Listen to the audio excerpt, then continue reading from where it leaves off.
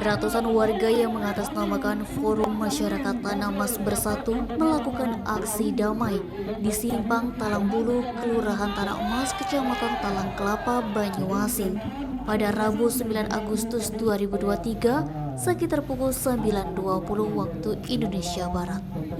Menggunakan kendaraan pick-up yang dilengkapi pengeras suara, warga menyuarakan aspirasi damai dengan membawa berbagai macam spanduk berisikan tuntutan menolak keras mobil angkutan tanah galian C.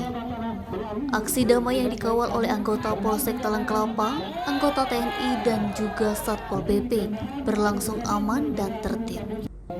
Setidaknya ada beberapa tuntutan yang disampaikan oleh warga, yaitu seluruh ketua RT, RW, dan ketua LPM, tokoh agama, tokoh masyarakat, Karang Taruna, dan seluruh lapisan masyarakat di lingkungan Kelurahan Tanah Mas dan Kelurahan Tanah Mas Indah menolak keras mobil angkutan tanah galian C melintasi Jalan Tanah Emas dan Perumahan Tiga Putri.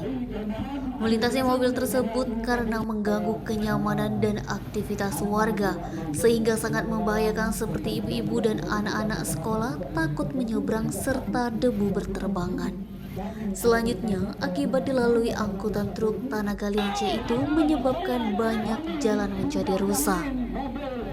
Kemudian meminta kepada pengusaha galian C untuk dibuatkan jalur khusus atau mengalihkan ke jalan yang lain. Juga meminta kepada Kapolda Sumsel, Gubernur Sumsel, Kapolres Banyuasin, Bupati Banyuasin, dan pihak terkait lainnya untuk menurunkan tim terkait aktivitas galian C.